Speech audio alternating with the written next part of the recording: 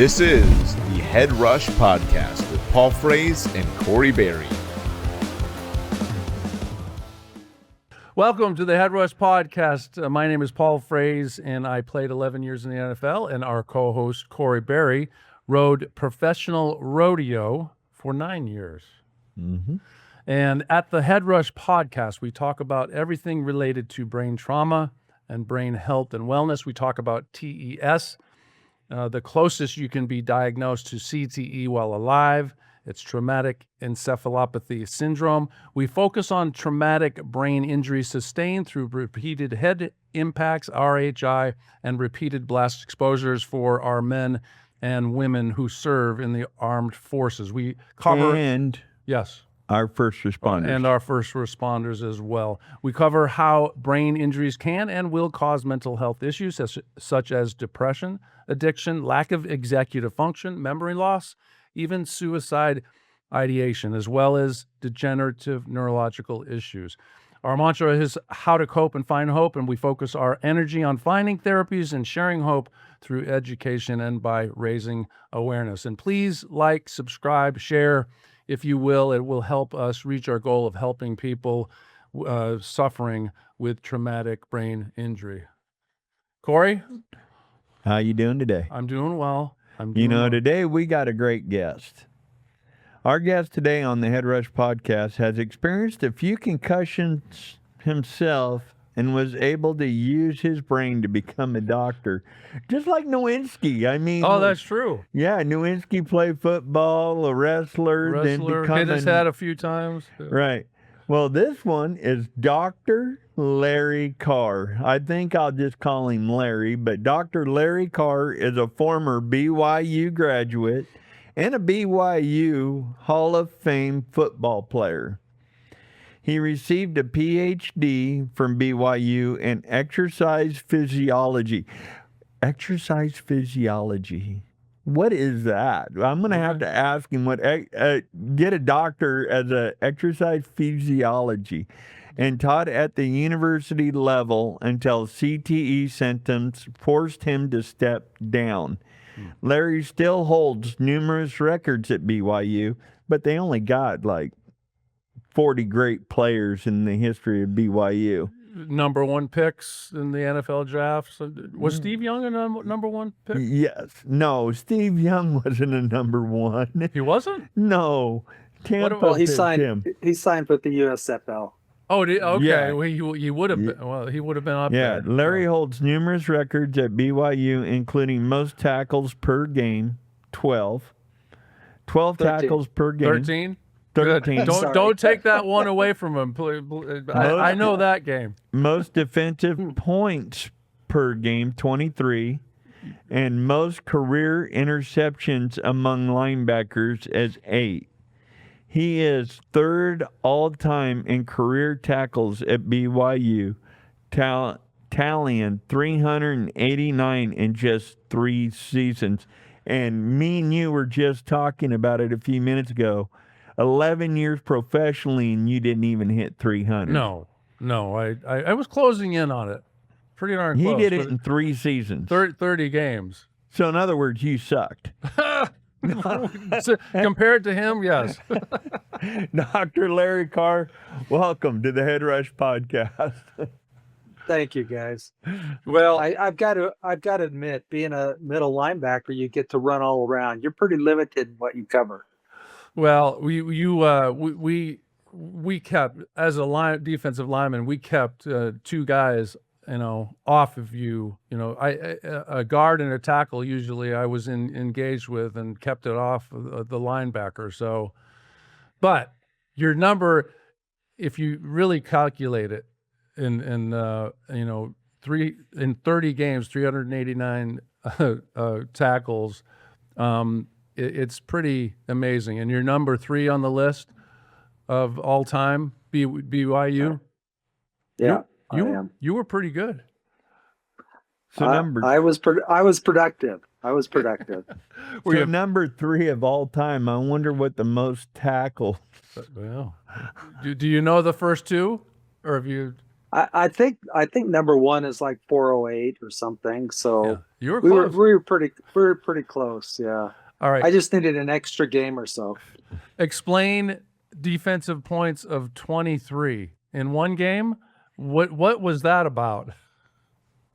Well, it's a combination of a lot of things, and I'm sure people will argue that in terms of the validity. But you take the pass interceptions, pass deflections, tackles, assisted tackles, fumbles recovered, and fumbles created. I think that covers it. Yep. Keep track of that point tally. Exactly. Well, it's an honor to be speaking with you. And we did talk about you actually used your brain after your career. Tell us a little bit about your career. I mean, obviously, with those numbers, you played professionally as well. I did. The interesting part about it is my brain played a large role in all of that. I probably am the slowest linebacker that's ever played at BYU. I was not very fast. My 40 time would not even get scouts to look at me. So I used to spend all my time in the film room watching film, and I would really understand the other offense. I would know the keys. I would know where the play was. With my speed, I couldn't hesitate even for a millisecond. I had to know exactly where it was going, or else I'd get blocked. And that's the nature of the game. It's mostly cognitive. Everybody looks at the combine and everybody looks at the physical aspect of it. But you have to know what's going on. And nowadays, the game is so fast that if you hesitate for a millisecond, 3 milliseconds, you're going to get blocked. It's a difference between making a play or not. Mm-hmm. So my brain was important to me as I played. And then when I finished playing, I went back to school, finished my degrees, my degree is actually a dual degree in exercise physiology as well as human physiology. And Corey, you know what physiology is? It's the way the body works. Right. All the workings of the body. Exercise physiology takes an understanding of the way the body works and then looks at how it adjusts to activity, whether it's long term, whether it's short term, whether it's sprinting, whether it's lifting, whether it's running for a bus, whatever it is, how the body adapts to that exercise, long term and both chronic and acute. So that would be like becoming a trainer. No, not at all.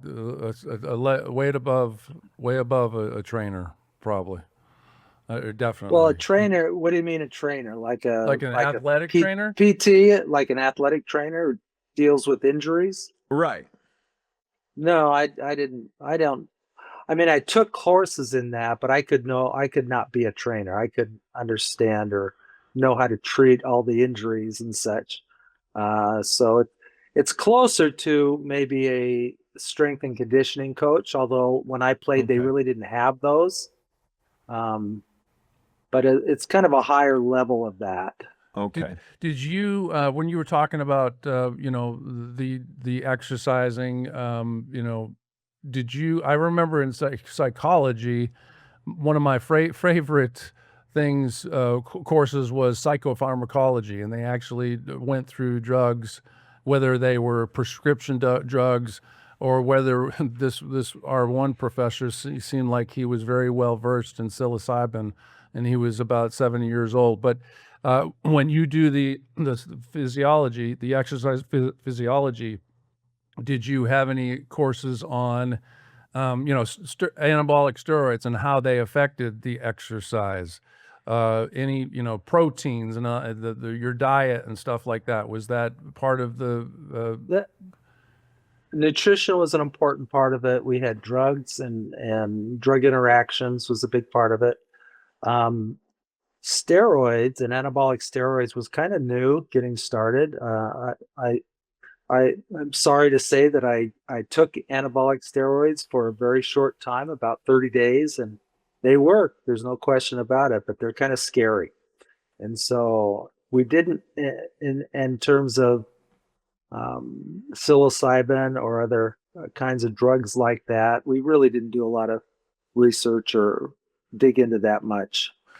Yeah, I definitely am sorry to say the same thing. I messed around with it in college, vitamin S we called it, but and they were short stints. But interestingly, when I got in the NFL in '88, they started drug testing us, and it was randomized. So they literally effectively got anabolic steroids, out of the league for quite some time. I might have there was one or two guys in my 11 years that I knew that they were messing around with the growth hormone. But anyway, I told all the kids there's not worth it. Anabolic steroids, there's not, Well, from someone that's never done steroids, right. let's get back to the task at hand. No, yeah, exactly. Yeah. Larry, tell us about your youth sports, and did you start playing at a young age? Any other sports you played? I played baseball and football. Baseball was my first love. I loved that game. But I played baseball through Little League, through high school, didn't play any in college. Started playing tackle football in Pop Warner when I was about 10, so I played about 15 years, all told. And that's an issue. That's a risk factor for CTE development, the years you played and the age that you started playing tackle football. So we know that it's cumulative over the course of time. And we kind of graduated from, Corey, you were talking, I think it was you talking about repetitive head impacts. And it started with concussions. That's what we started talking about. That's when the movie Concussion came out in 2014. A League of Their Own talked about that. I think that was the name of it, regardless. But the concussion is just one point along the scale of head injuries, and it's when symptoms start to show up. And they've kind of held on to that concussion because they can measure it. You get diagnosed with a concussion, that goes down in the books. And if they can show a decrease in diagnosed concussions, then they can say that they're improving the game. They're making it safer, so to speak. But early on, probably around 2018, there's a good study that came out of Boston University, Ann McKee's lab, where they showed that concussion wasn't related to CTE. And they started to talk about that, about repetitive head impacts. But we know that that's not the case now either. It's not, you don't have to hit your head for it to be a problem. It's now changed to head acceleration events, which means that just as you change momentum as you're going forward, then all of a sudden you're going backwards, or you fall backwards and hit your head on the turf. That's a change in directions. It's not necessarily the impact, it's just the rapid change. And then the brain is kind of floating around in the skull, and that just sloshes around in there. And so it doesn't take a lot. You ever seen a Formula One driver and these race car drivers? Their heads are shaking back and forth just for extended periods of time. That's a problem. The sledders on the Olympics and going down the mountain, their heads are getting hit, not necessarily impacting, but the brain is getting bashed around all the time. So it's more it's almost like the blast effects for veterans, where it's not really hitting the head, but it's changing the force of the impact. Of the force is changing the head's direction. So it's a lot more difficult to control than just putting pads on the head or a bigger helmet or whatever. That preventing it is not an option, and that's not what they've wanted people to believe over the last 15 years. If you or someone you love is living with Parkinson's, MS, or symptoms associated with CTE, this is worth knowing. Ambio Life Sciences offers a novel alternative medicine called Ibogaine and operates the only Ibogaine clinic in the world for people with neurodegenerative disorders. Many are reporting meaningful improvements in their quality of life after Ibogaine treatment. Interested? You can learn more about Ibogaine and apply at ambio.com.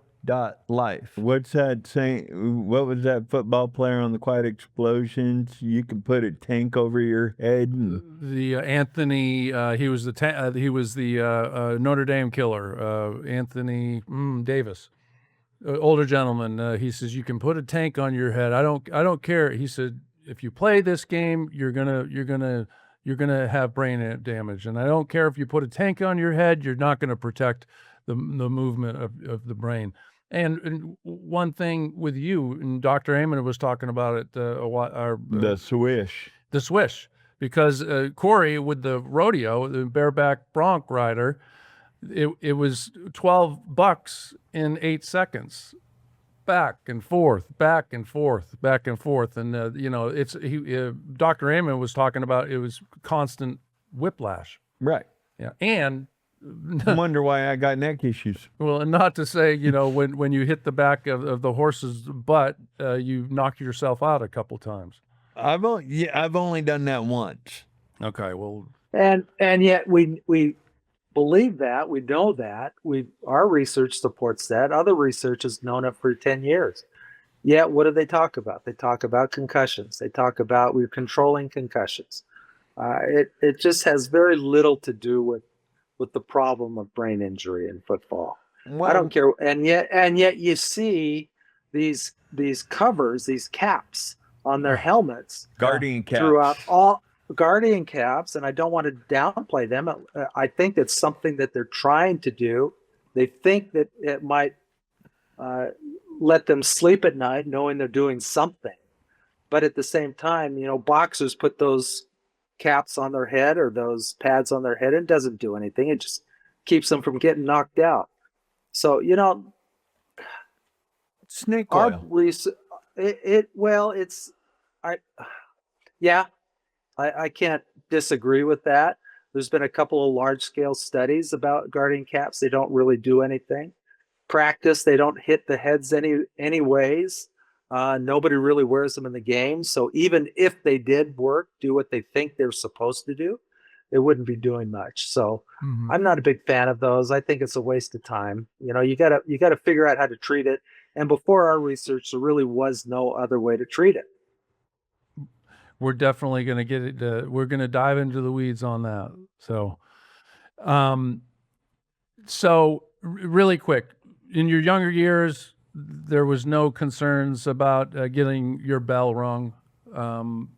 And no, I was knocked unconscious a couple of times. There was many, many times on the field where I lost a brief short-term amnesia where I didn't know what the signals were. I called us defensive signals, and I had to get people to help me out. After the game, I didn't know what was going on. Watching films, it was like I'd never played the game. So, no, there was no concerns. If you were knocked out cold and brought over to the sidelines, as soon as you woke up, you were back in. Right. How many fingers do I have? Heck, in rodeo, you get knocked out. How many fingers you have, as long as you're close. Right, it's exactly. Okay. In rodeo, you get knocked out. You just get knocked out. You come to, and you get in the car and go to the next one. Exactly. We don't have trainers or people saying, "How many fingers am I holding?" Well, you have been very outspoken about CTE and head trauma. What drove you to reach out to Robert Stern and Ann McKee at Boston University? Tell us about that part of your journey. Well, about 5 years prior to that, I kind of went down.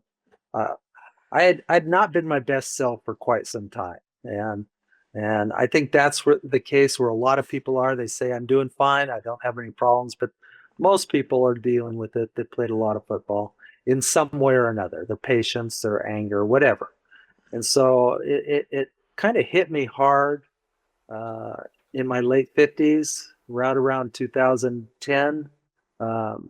Where I went really started dealing with depression. I didn't know that's what it was. I was dealing with PTSD that I didn't know or understand what it was. Things would trigger me big time. I was paranoid. I was jealous. I just was really kind of in really bad shape.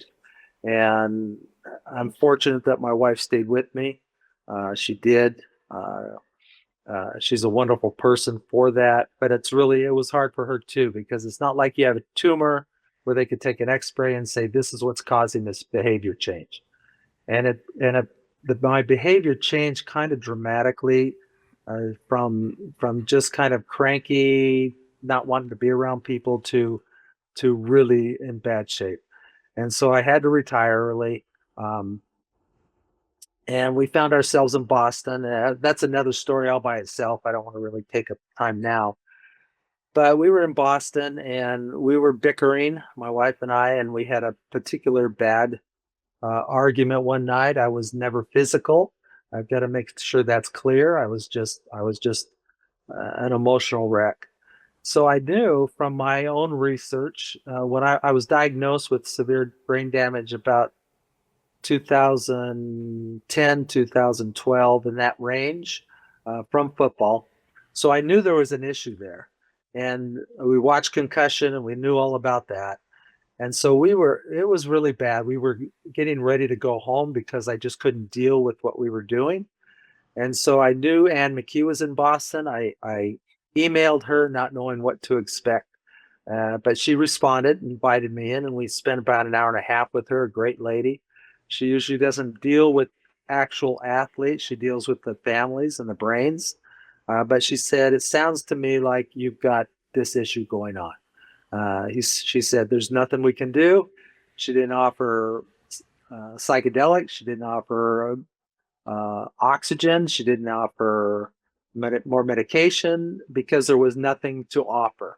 People use these things, but there's really no standardized treatment. So she said, go live your life. You look good, sound good, be happy. And that didn't work. So about 2 weeks later, we have another fight. And I email Ann again, begging her. I mean, literally begging her for some help. And that's when she referred me to two places. She referred me to Robert Stearns, who at the time was the route I really wanted to go in. He was doing a study to figure out how to diagnose CTE in living. But his study required you to either play only college football or 3 or more years of professional football. I was right in the middle of that. I played college in less than 3 years, so I didn't qualify, and I was pretty upset about that. But then she referred me to the VA. They were doing light therapy research with vets returning from the Gulf War, and they were having success. And Ann McKee said, they're having success with this. Does this sounds like something you would like? And I said, sure. And so she referred me to the VA, Dr. Nazer. I entered her study as the first football player with potential CTE. And that led to a pilot study that included 4 of us. And the results were literally amazing. They were really off the charts. If you've been told it's all in your head, but deep down you know something is wrong, listen closely. Brain fog, depression, anxiety, irritability, even PTSD. These are not just mental issues. They may be signals of neuroinflammation and hormonal disruption, root causes that traditional medicine often ignores. At the Millennium Health Centers, founded by Dr. Mark Gordon, they have helped veterans, athletes, and everyday people restore brain function using a medical process called the Millennium Protocol. Take their free brain health assessment at tbihelpnow.org and discover if inflammation, not weakness, is holding you back.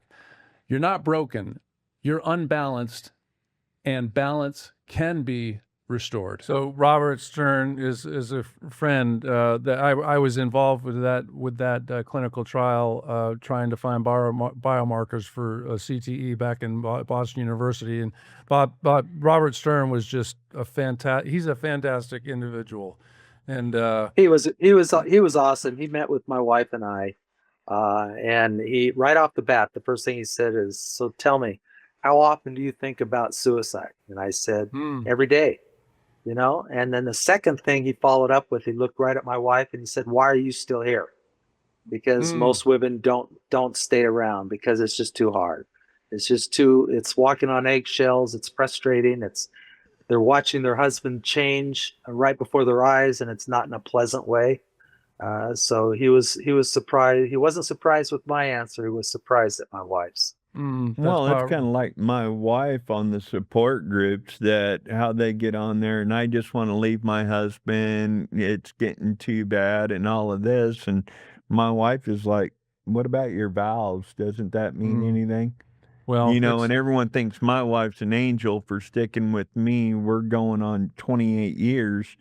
And, and I'm sure some of these wives have it worse than my wife, just like other people. But yeah, I could totally understand Stern saying that, because that's how it happens. Froze. Yeah. So Anne suggested you see a doctor, and she specialized in photobiomodulation, the red light therapy. Is that what she was working with? And you said unpack this for us. You said it turned into a 4-person study, but talk about that. Well, I met with her up in her office, and she had been doing this with, like I say, veterans from the Gulf War, and she had been having some success. She even had some success with a few Alzheimer's patients, and so she was really encouraged with this technology. And so I met with her. She went over the possible mechanisms. PBM is not a new thing. I mean, it's been around for 30, 40 years.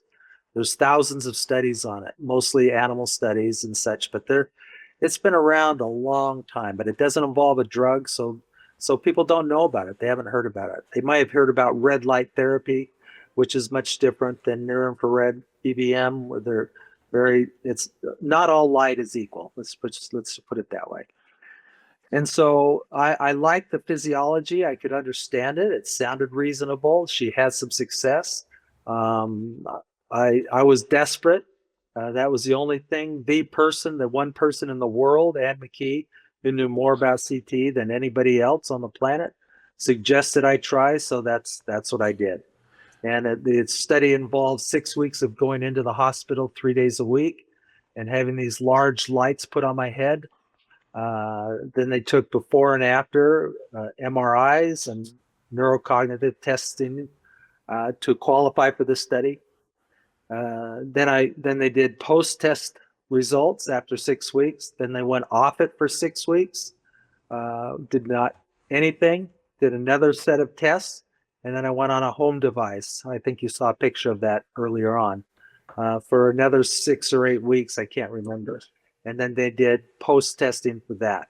So I had a cycle of using it, not using it, using it, different devices, but the same technology. Although the second device was more focused. They had little lights that were directed at certain parts of the brain, as well as an intranasal device, which they've shown to be very effective in getting the base of the brain, and almost as much as the ones on the head. So that's a patented device that seems to synergize with the other lights. So I improved tremendously the first 6 weeks. As soon as I went off, I went right back down to where I had started, which was kind of discouraging for my wife. She was worried, would I ever get that back? Because she started to see my improvements. Then I went back on the home device, and the results were just as good. I went right back to the improvements. And emotion, my depression was almost down to zero. My PTSD was significantly improved. All my cognitive measures were improved significantly. The researchers were quite excited when they saw these results. So, ladies and gentlemen, if you zoom in on me, this is what it looks like. This is the Duo 4 red light therapy, and I do have it on right now. I don't know if you can see the red light. I can't see that. I got my little battery pack. But this is the Duo 4, and this is what you're talking about in the red light therapy. And I'm on my 6 week. Mm-hmm. And if you go to Vielight.com, you can order one. you can. I want to hear you started getting into like a before and after. I tell us the before red light therapy and after red light therapy, or the PBM. And again, Well, Uh-oh. I know it's a phrase that's used a lot. It changed my life. Well, it saved my life, and I don't know that I would be here without it, because, with my degree and my beliefs, I never drank alcohol, never smoked tobacco, never used drugs other than that little foray into steroids Mm. 50 years ago. But I've never used drugs. I've never self-medicated per se. I exercised my whole life. I tried to eat well. I tried to get this enough sleep. So I did everything that they tell you to do. Even now, if you go on the internet and say, what can I do to treat it, PTSD? What can I do to treat depression other than some kind of medication? They'll give you the lifestyle changes: exercise, eat right, get enough sleep, try to decrease your stress levels, go to therapy, do all this stuff. And none of it worked. I was just going downhill.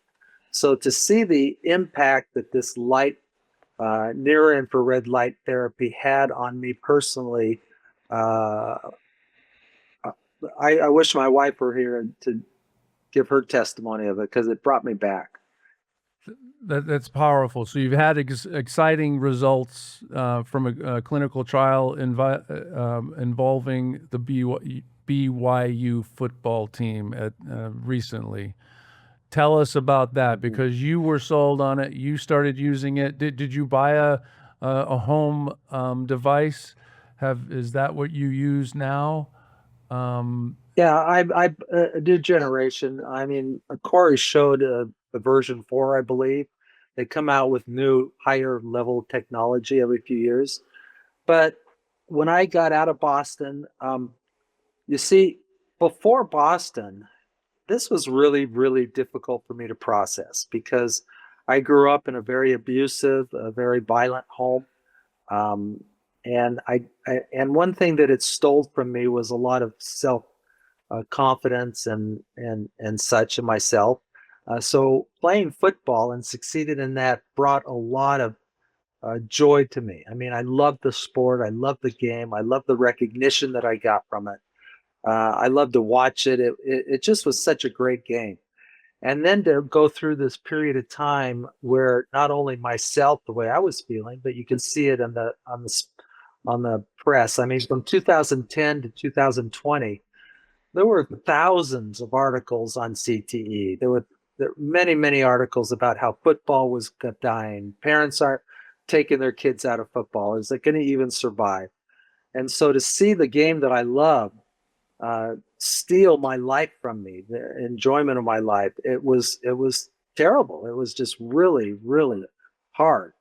And so after Boston, when I got out of those studies and came back to Utah, I thought, I'm going to save football, because my background, my degrees, I was following the research in it. They had not made any progress in the research with CTE, or the prevention of CTE, or the dealing with head injuries. There was nothing. They were trying to do it with concussion protocols, changing the rules, targeting. They were trying to prevent it, which now we know was a losing cause. So when I came back, it was just exciting to me. I was going to bring this technology to the world, so to speak. So the first person I talked to was Tom Holmoe. He has 4 Super Bowl rings as a coach and a player in the NFL. He was an athletic director at BYU, highly recognized national athletic director of the year.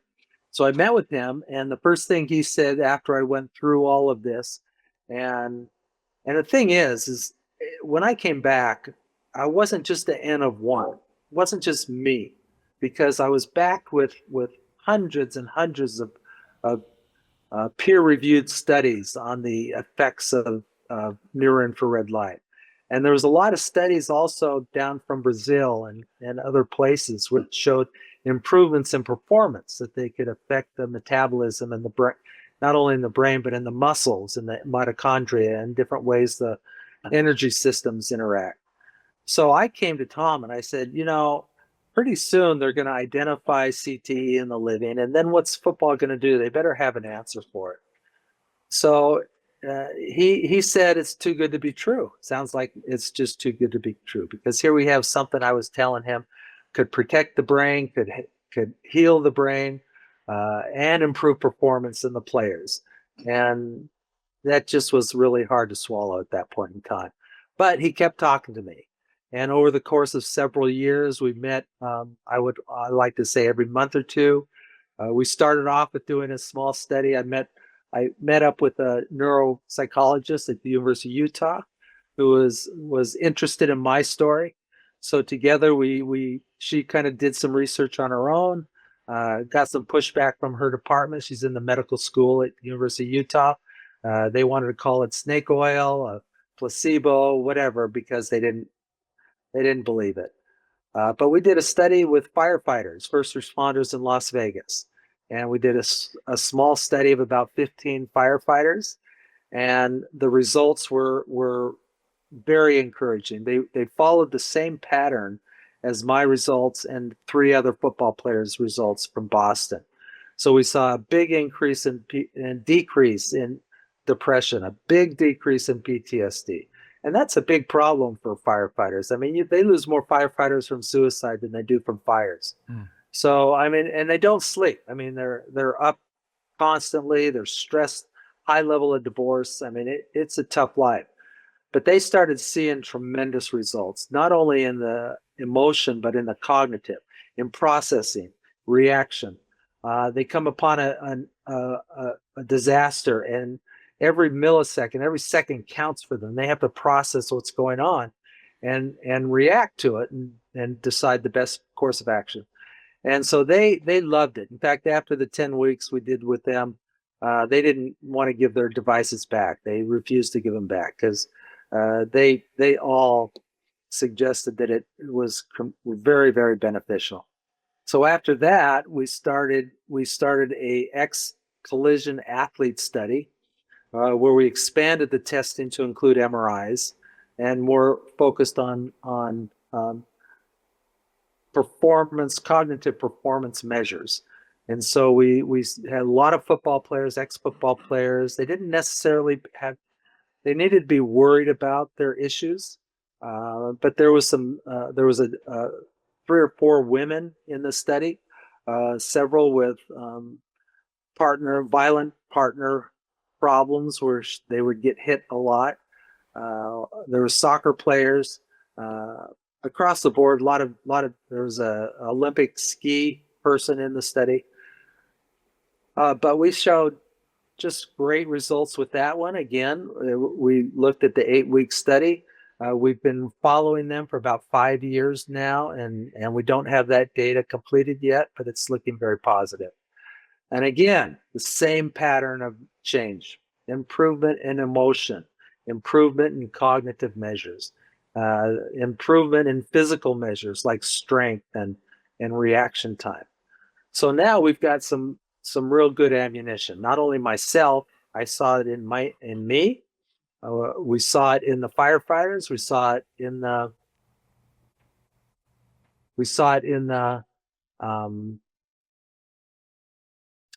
ex-athletes. So now I'm starting to talk to Tom, and I'm saying we need to do this with BYU.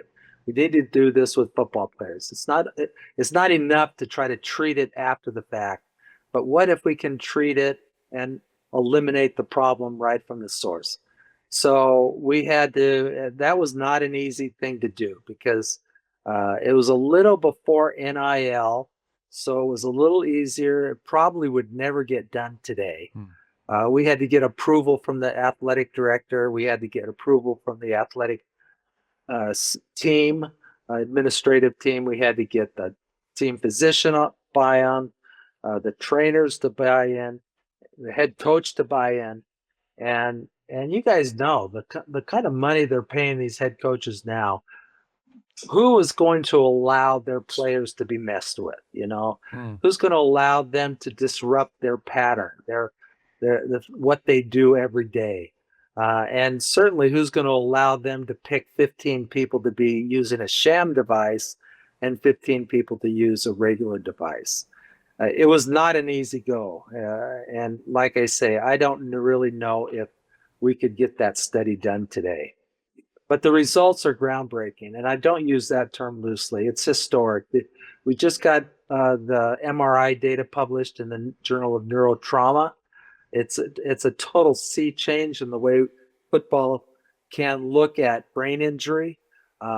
We have comparing this treated group to the sham group. The sham group wore a headset that didn't work. The treated group wore a headset 3 days a week, 20 minutes a day. And you guys know nowadays they don't hit hardly at all during this season. Practice time, they don't hit. Spring ball, they don't really hit that much. They hit some, but not much. So the only hitting, real full speed hitting they're doing is during the season. That's when they're getting hit. And yet when we look at the brains of the untreated group, the sham group, over the course of a season, their brains were inundated with inflammation. If you color coded it, it looked like a rainbow. I mean, it was all through the entire brain. Millions live with depression, anxiety, fatigue, or emotional chaos, believing it's permanent. It's not.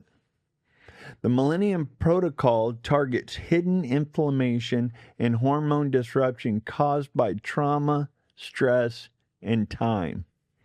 Created by Dr. Mark Gordon, featured multiple times on Joe Rogan and the Head Rush podcast, plus the documentary movie Quiet Explosions, this approach has transformed lives once written off as hopeless. Visit tbihelpnow.org and take the 10-question brain health assessment. Healing is possible. Your story isn't over. Let's begin again with your brain. Can we show an image actually of, I think, from that study? The image of okay, I think we're looking at it right now. Okay, the red at the top, that's a sham group, and red indicates more inflammation. So you can see all the way to the far end of the spectrum, the dark colored brick, burnt orange or red color. That's throughout the entire brain. I mean, it's not. And that indicates new inflammation? That indicates new inflammation, not a carryover from the year before. That's from pre to post, an increase in inflammation. And then the bottom brains, that increase less inflammation we actually found a net loss of inflammation with the treated people. And they only wore it 3 days a week, 20 minutes a day. And these results were so dramatic that the researchers these are researchers that are internationally known. They've been doing this for 25 years, hundreds of peer-reviewed publications. They did not want to publish this right away. They ran it through unbiased people. I mean, they're unbiased, but they ran it through people that had no inkling of what they were doing. And they actually because of this, they got one neuropsychologist to transfer from New York, Mount Sinai, to the University of Utah. She called it snake oil when first introduced. After she saw the results, she said, "I'm all in. I got to see what this is." Because it's so dramatic that it's really difficult for people to, number one, believe it. But they have to understand that these researchers do not get paid from this company. They don't get paid to say things. They get paid by the research they do for grants and funding. And if they were ever did anything that was underhanded or not accurate, their careers would be over. And it took them almost a year to validate this and to feel comfortable enough that this was true. So, I mean, it's nobody has ever shown these kind of results before. Wow. But the great thing about it, I mean, it's one thing to say that over the course of the season, the football players that use the light actually had a healthier brain. They had no inflammation, no new inflammation and net loss. They had no new axon damage, which the untreated group had significant axon damage, as well as the repair response in the brain, which attributed to some of that to inflammation and other damage in the brain. And so, I mean, you've got a player who by 3 weeks, three times a week, a week for the course of a season, for 20 minutes, had a healthier brain at the end of the season, as well as that healthy brain improved their performance. Their strength was better. Their reaction time was better. Their cognitive scores were better. Their emotional scores were better. They were better people. They were better sons. They were better husbands. They were better football players. And you guys know as well as anything, especially in rodeo, the difference between a so-so player and an all-pro is a matter of seconds. It's a matter of, Right. it's just a half a second is the difference of getting blocked and not being in the play and making a tackle. So you've got these things that it's so obvious of the benefits of this that I've had people that don't want to believe it because they didn't know about it. They've never heard about it. So it can't be valid. And it's really too sad because they're playing with people's lives. And putting a pad on their helmet is not going to protect those people. This will protect them in my mind. Until, there's a question, but before I ask this question, I got another question. Yeah. All of this is proven through BYU. Football players had studies done. You partnered with Vielight to do all this research. Well, they provided the headsets. They have not had any involvement whatsoever in the research itself. This is totally unbiased research from the University of Utah. And the University of Utah researchers, they're on soft money. So they don't get paid a salary and then just fill their time with research. They have to produce grants and funding. And over the course of these 7 years, we've done 7 studies, including TBI studies, a stroke study, the football study, ex-athlete study, the first responder study, and a couple of others. And we've had 7 studies, and all studies show the very similar pattern. Improvements across the board. This improves the brain biology, the brain physiology. And it improves their performance too. And there are no side effects. There's no drug out there that can claim that. So, I mean, it's going to reach a tipping point at some point. Coaches, people were suing the teams prior to this for looking the other way, ignoring the dangers of football. But they really didn't know any better. I mean, it was kind of a stretch to sue somebody that didn't know anything. But one time I was talking to a university president, and he listened to this, and he was interested, and he said, well, 5 years down the road, they're not going to come back and sue us. And I go, I don't think so. But you know what? If you don't see what you're seeing, if you don't take action on what you're seeing, I can't say that ignoring this health benefit and keeping it from your football players or from your divers or from your rugby players or any one of a number of sports, I can't say that you're not going to be liable sometime in the future for ignoring this, because it's 7 studies over 7 years on top of a foundation of hundreds of other studies. It's hard to ignore this. That you would really have to.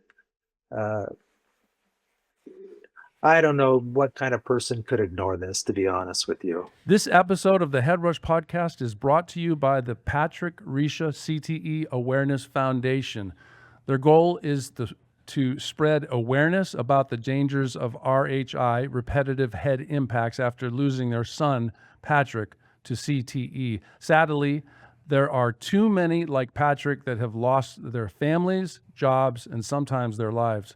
And this foundation is working hard to stop the devastation that can come from not protecting the brain. This foundation provides parents of school-age children with information about the dangers of sports, concussive sports, and activities which involve head trauma. They advertise on social media, print media, and billboards. Please follow them on Instagram, Facebook, and TikTok and share their ads with others. And please visit their website, stopcte.org, to find ways to help people recognize the disease if confronted with it in their family, and how to prevent the suffering that can come to families when a brain is damaged. The website has medical forms to take to doctor's visits and advocacy letters if you want to help make change in your community. And their most recent campaign is geared up to help coaches build brain-healthy teams. You can use the information on stopcte.org website to understand CTE, live with CTE, and prevent CTE. Please visit. Thank you. And don't knock it. Stopcte.org. So my question is, before I ask the question that Paul's having me ask, is you've done all these studies. Does BYU, any college or any high school or any football team or contact sport that you know of, give this to their players to use during season? BYU, we did the research in 2021. BYU used it. In 2022 and 2023, it really wasn't part of their program because we didn't have the data back. Money has always been a challenge for us. We hadn't analyzed the study. The MRIs are very high tech and it's really complicated. But by the end of 23, in between 23 and 24, we did have a lot of the research, a lot of the data done. We presented it to them. They liked the data. They didn't force players to use it. However, we presented it to them. And we probably had 25 players use it on a regular basis in 24. And then again in 25, they had 20 to 25 players that used it. A lot of the starters used it. But even that's not satisfactory to me. They need wider adoption of this because you can't ignore this. But the interesting thing about it is, and I don't want to get this mixed up that this is hard science because it's not. It's anecdotal at best. But 21, if you take the 21 season, the 24 season, and the 25 season, those 3 years, their win ratio was about 85%. The other 6 seasons that they didn't use it, including the 2 seasons that were in between the usage, their win-loss record with their win percentage was about 58%. So you're talking about a difference of only 3 games a season changing from wins to loss. But those 3 games a season is worth millions of dollars to a program. And especially to the head coach. When you have a win-loss record of 85, almost 90%, and you've got to understand, and Corey, you kind of made reference to this, they've had no draft picks during those years. They've had a couple. This year they had, I think, 1 or 2. They don't have any 5-star recruits. So they've averaged 10 wins a season or more, those 3 seasons. Every other team that has at least 10 wins has an average of 6 to 7 players drafted. BYU had maybe 1 or 2, an average. 24, I don't think they had any draft picks. So, I mean, when you look at the game of football, wins and losses being that last 3%, this may be that difference. So, and I know I know the coaches won't agree with it. They'll say it's the coaching or something else, the trainers, but they really. the same coaches, the same program, the same habits, and you've got such a difference in their performance looking at the treated and untreated. So those numbers could be considered anecdotal, the wins and losses, but the objective information that you revealed in your testing actually said the players' play improved. The players' objective information, the players had less inflammation or no additional Cognitive improvement. cognitive improvement, so on and so forth. So the trial is the objective things are the data from the trial, but you were Absolutely. I mean, the testing scores improve, right. and so we're assuming, and you don't like to assume, but we're guessing that if you've got a player that got stronger over the course of the season, if you've got a player that processes faster or understands and can adjust to plays better or can understand the game plan better, if you've got these guys went through the exact same treatments other than the headsets. So yeah, it's anecdotal, but that's the way science goes. Is you got to notice things, and if you notice a pattern, this is a pattern to me. University of Nebraska was the first college that really implements strength and conditioning. Boyd Epley was their first strength and conditioning coach. They started it in '70. Other colleges soon followed suit. But Nebraska was not a very good team before that. The 20 years before that, they had a win-loss about 53%. The 30 years after the implementation of strength and conditioning, their win-loss went up, their win ratio went up to about 85%. So it's interesting how introducing that shift in the way they address training and conditioning improved their game by 3 to 4 games a year. Made them a powerhouse. Pretty soon, everybody caught up. Everybody's on the same page. You can't go to Michigan or Ohio State or SC or any college. They're all doing pretty much the same stuff. They might lift different or do different lifts or different whatever, but they're doing pretty much the same. Nobody's doing anything different. Yet now we introduce this to BYU. And boom, they're a powerhouse. They're being mentioned in the college football playoffs. And the only reason they didn't make it into the playoffs is because they're BYU, because they don't have the 5-star. They don't have the draft picks. They don't have the reputation of Notre Dame. Last year, BYU should have been in it, but instead they take Alabama and Notre Dame. It was really sad. But anyways, it makes a difference. I believe it makes a difference. And pretty soon people are going to be taking notice. The coaches are making too much money to leave 3 wins on the table. Mm-hmm. So what do you need to do to validate the existing studies? I hear you had an audience with the Maha group. How is that progressing? That went well. We went to the White House, one of the vice president's office buildings, met with the high-level Maha people. They obviously were interested in veterans and the military. This technology, the treatment is being used in, I think, 2 or 3 VA hospitals, which is sad because PTSD is such in crisis level. And if there's one area that has responded the most to this technology, it's depression and PTSD. You use this with some proven or from other therapies, and it works synergistically, so it can only improve.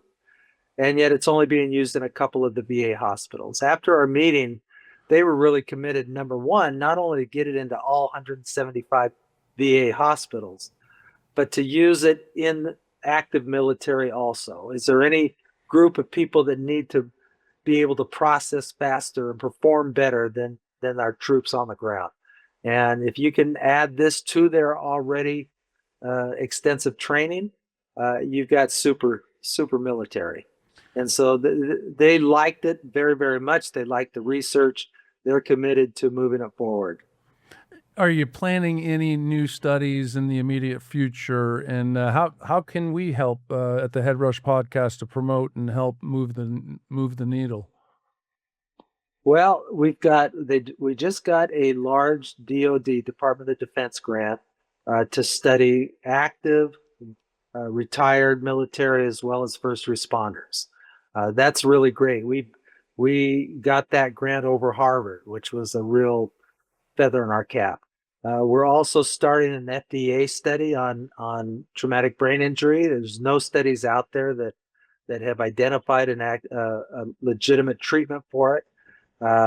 That's a study that we're going to start very, very soon. We're in the middle of expanding the ex-athletes to include NFL players. We're looking for additional funding for that. We're hoping to access the trust accounts of these retired football players to support this kind of research. It's really the only research that's been shown to be effective in this. By the way, that's the one thing that really attracted these researchers to this. They flat out told me, I've been doing this for 25 years and we have nothing to offer these people, nothing other than some drugs to modify the symptoms. And so when they saw that these researchers are quoted as saying it sweeps the brain, and I can understand that as sweeping the brain of all kinds of bad stuff. And they also said it's disease modifying. It actually doesn't we're not just looking at symptoms, we're not just looking at tests, we're looking at changes in the biology of the brain. So, I mean, there's really nothing that is less expensive, that has more benefits, that has been studied more research-wise, and that has no side effects. It's currently, forgive the pun, but it's a no-brainer. This episode of the Head Rush Podcast is brought to you by our personal doctor and team of doctors, Dr. Mizelle DeMayo, and she's with the Paradise Behavioral Health, and we are in the Brainwell program, which is also part of the Millennium Health Center. Dr. Mark Gordon, you've seen him on Joe Rogan and even on our show, the Head Rush Podcast.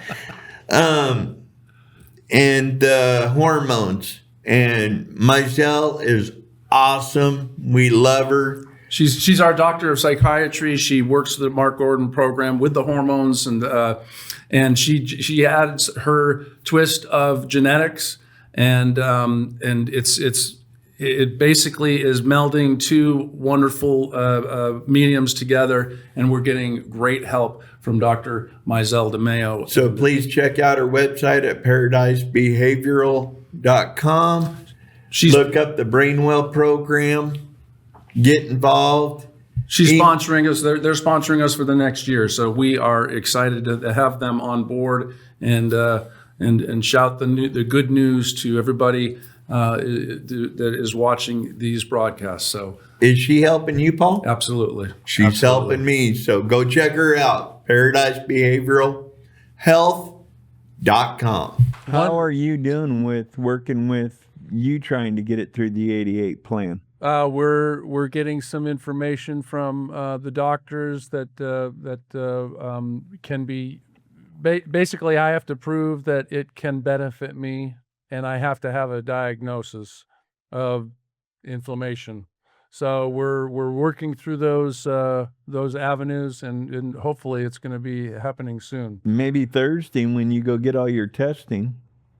Possibly. Yeah, I definitely will have inquiries of it. And really quick, Dr. Carr, we were introduced at the Mac Parkman Summit for repeated head impacts. It was the second international, but we actually were shown that some of the worst cases of CTE were on those SWIC operators. The boat captains that took the special forces, the Navy SEALs, and they would travel 50 miles an hour and hit 10 to 13 foot waves, and they really one had committed suicide, or did he just and they saw some of the worst CTE that I've ever seen. So I don't know. Maybe you ought to get Larry Carr in touch with Mac Parkman. We certainly could. So because Well, that's a great example of not head impacts, but head brain. You could maybe change it to brain impacts, right. because the brain is impacting the skull all the time, especially in that scenario. So that's not surprising at all to me. Yeah. They should be using this technology. Absolutely.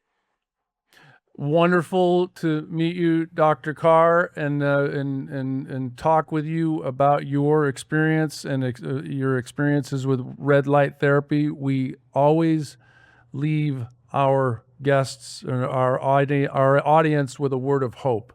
I'd love to hear a word of hope from you.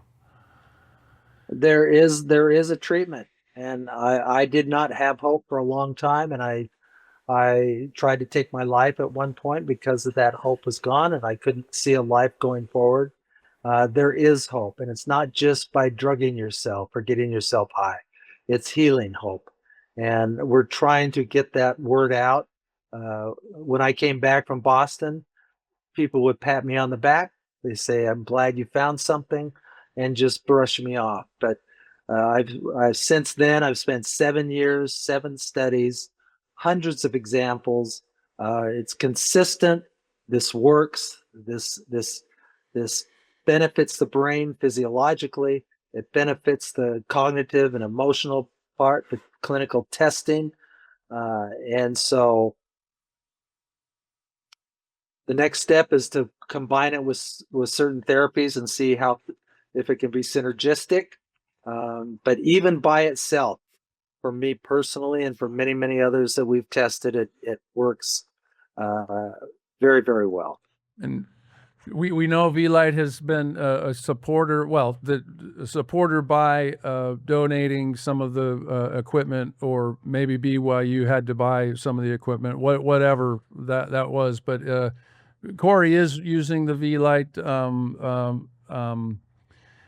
product, and we're hoping to see some wonderful results. He's actually had some benefits from his wife's perspective, and another friend, Rico Petrini, he's noticed good things as well.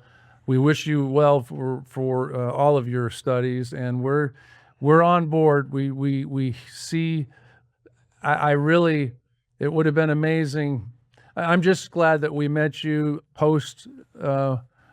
You made it through your darkest moments, and you made it through the other side, and you're really a force, an advocate for healing and health and brain wellness. So thank you so much for joining us. And anything else that we missed that you need to shout from the rooftops? Well, we're just starting. We've written an IRB. We're starting what will be the largest youth adolescent mental health study that's ever been done using this technology, and certainly would welcome any kind of donors. And go to Vielight.com and order your red light therapy. We are becoming an introducer. We haven't got the code yet, though, right? Yes. No, they're working on the correct code. They're working on the correct code to where we're going to be able to offer you a discount at Vielight.com. But in the meantime, go to Vielight.com and order yourself a unit and get started. You just heard it from the master himself, the master crusher, the master interceptor, the master tackler. Tackler. 389. Oh, I could only dream. I mean, think about it, Paul. He did it in 3 years. Like I said, 11 years. 30 games. Yeah. 30 games in 11 years of the NFL. You couldn't break that. And I played in over 100 and, 16, 20. I don't know. A lot of games. That just means that man knew how to move, jig, jive, and tackle. No. He said he knew how to study the game. He That's knew what I mean. He knew where the ball was going. He was the Rudy. He Rudy. Rudy didn't play. He only got in one play, I think. That's true. Well, thank you. And yeah, any way that we can help, we will certainly, get us in touch with who is marketing and promoting the clinical trial that you're going to be studying with the youth, because a big message from the Head Rush podcast is about our youth and strapping helmets on their head at 7 years old when the myelin sheath is not even developed in their prefrontal cortex to protect their brain. Or putting them on mini buckers. And exactly. So well, just one more word real quick that we found in our study of football players and women's soccer players, that at young ages, 20 years old, 18, 19, 20 years old, they already have a high risk factor for CTE right in the middle of the brain, this artifact that people don't really know what to do with the artifact, but it's a leftover of the brain damage. And these are 20-year-olds. They have brains that they thought this was only effective in retired NFL players, but we're the first ones to find it in these young people. So we want to find out when it starts and when we have to offer this technology before it gets too bad. Well, what Koffler say? The youngest she diagnosed CTE is 15? 15, yeah. It was Ann McKee, 17 years old and a hockey player, a young boy that played hockey. He took his own life. And then Dr. Koffler is working on a diagnosis of a 15-year-old. Right. So and it's totally preventable. And now it would seem that we can treat it and treat the damage. Yeah, treat the inflammation. Well, every college, every university has a concussion center, and there seems to be a push. Even Robert Stern's research, and I know the concussion legacy people, their focus and research is trying to identify CTE in the living. In my mind, you got to kind of be careful what you ask for. If you've got CTE in a 15-year-old and a 17-year-old, if we've got artifacts and risk factors in 20-year-olds, Ann McKee has said she thinks every football player that's played a lot of football has CTE in some form or some level. So if you're finding CTE in everybody, what's going to happen to football? What are the insurance companies going to do? What are the owners going to do? What are they going to do if they've got a whole team of people with the beginnings of CTE? You can start to talk about the death of football. We have to get photobiomodulation recognized and reimbursable, and actually have the insurance companies say, hey, if you're using this, you're going to get a benefit, and you're going to get lower rates on your. Well, I know being clinically diagnosed TES and on my medical records, I no longer qualify for life insurance. Right. Well, the last two policies I tried to get, I had to talk to an underwriter directly and say no. Literally, they were concerned about CTE. So let's figure. Absolutely. Yeah. I can't imagine why insurers would not support this. Exactly. I mean, a lifetime of mental health treatment compared to a one-time device purchase. Right. It's Did no you hear question what he just said? Benefit. Did you hear what he just said? I listened very carefully. But you asked Dr. Koffler or other doctors. They cannot correlate mental health to repeated head impacts. They won't. You just heard it from Dr. Larry Carr himself. Mental health. That's the man you need to listen to. No, we appreciate you, doctor, and all you do. I know you've talked hundreds of times about. You've been outspoken about this therapy and your story, and it's a great story. Thank you for sharing it with us and our audience. And it's time.